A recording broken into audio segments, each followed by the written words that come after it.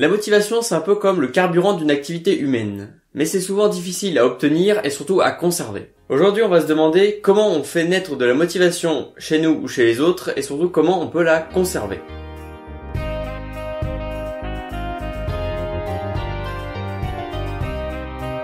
Différentes méthodes existent et sur YouTube, il y en a une qui domine clairement, c'est les speeches de motivation. Un discours de Rocky ou de Shia LaBeouf, des explosions, des musiques épiques, bref, vous voyez le genre.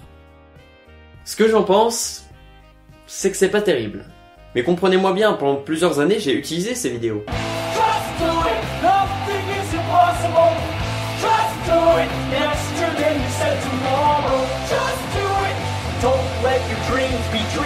Je suis un gros procrastinateur, donc j'ai eu besoin de ces vidéos pendant des années pour me motiver à faire la vaisselle, faire réviser mes cours, tout ça. Le gros problème, c'est que ces vidéos créent un gros boost sur le coup, mais qui va très vite partir et on a sans arrêt besoin de les regarder encore et encore. Et à la place, est-ce qu'on pourrait pas trouver des méthodes pour créer de la motivation forte et durable, quitte à ce que ce soit plus difficile à faire? Et au passage, je pourrais en profiter pour vous parler un petit peu de psychologie humaine. Allez, on est parti.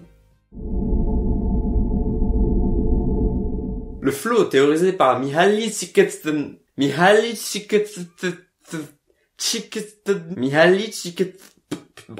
Le flow est une balance entre la difficulté d'une activité et votre capacité à la réaliser. Le but est de trouver l'équilibre dans sa balance pour se trouver dans un état de flow. Ça se caractérise par une concentration totale qui fait qu'on a l'impression que le temps ralentit, une absence de trouble qui va perdurer, plus qu'avec un antidépresseur, et enfin ce qui va nous intéresser ici, une grande motivation.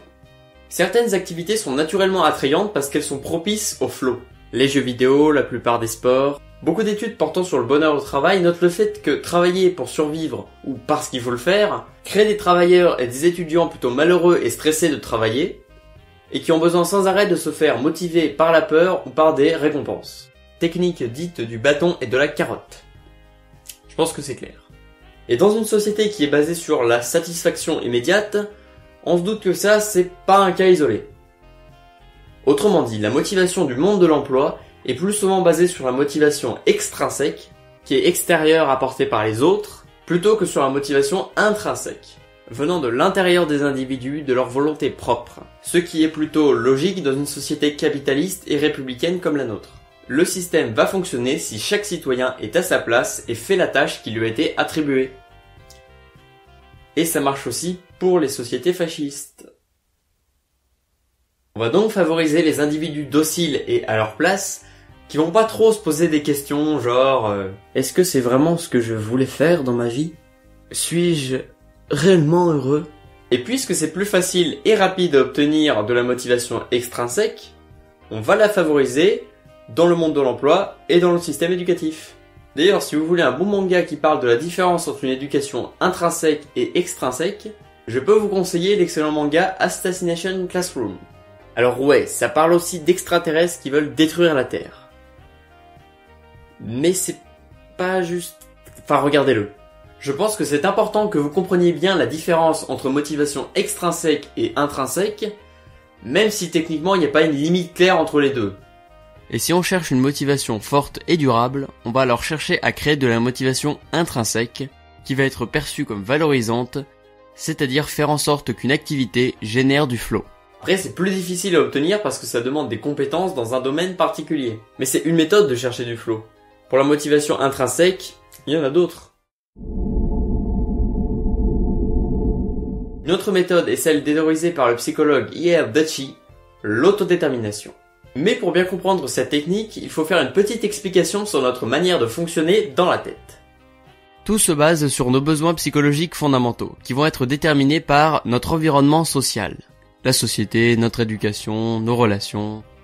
Ces besoins fondamentaux sont le besoin d'autonomie, être libre de penser, d'agir, le besoin de compétence, être efficace et compétent de ce qu'on fait, et le besoin de proximité sociale, avoir des relations, ne pas se sentir seul.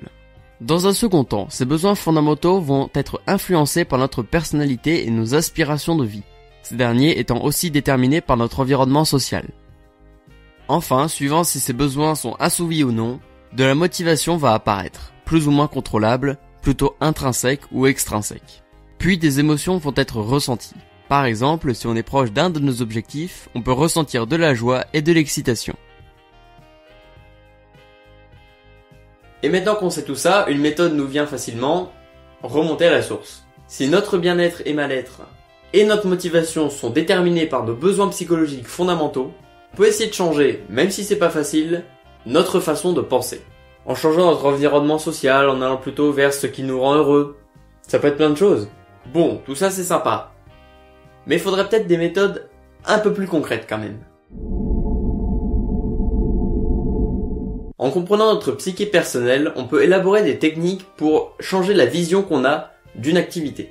En effet, la perception qu'on a d'une activité est déterminante dans notre motivation à la réaliser. Les perceptions sur lesquelles on peut jouer sont la valeur de l'activité, ce qu'elle apporte, sa compétence, ce qu'elle demande, et sa contrôlabilité. Quelle implication, quelle liberté laisse-t-elle? Et plus on va trouver des bons points dans ces trois catégories, plus on aura de la motivation pour s'investir dans cette activité. Donc on se pose, on se dit quelles conséquences ça va avoir sur moi, sur le monde. Et si vous ne voulez pas vous poser pour réfléchir, vous pouvez faire en sorte que ce soit inconscient. Pour ça, on va jouer sur notre système de récompense. Ça peut se faire en créant du feedback là où il n'y en a pas. Donc demander à des amis de checker notre avancement, découper une grosse activité en plein de petites catégories. Technique dite du salami. Ouais. Se créer des objectifs simples à atteindre, et puis si on n'y arrive pas, se faire des petites punitions, etc., etc. Il y a une infinité de possibilités là-dessus. Ainsi, notre cerveau va générer de la dopamine à chaque objectif atteint, ce qui nous fera nous sentir bien, et nous poussera à continuer. Le but étant donc de créer un cercle vertueux. On a envie de travailler, on travaille, on en est heureux, on a envie de continuer. Sachant qu'on a naturellement tendance à rester ancré sur notre position initiale. C'est-à-dire qu'on va prendre une décision et qu'on va avoir tendance à persévérer dedans, pour le meilleur et pour le pire. Et ça, c'est souvent une source de piège abscons.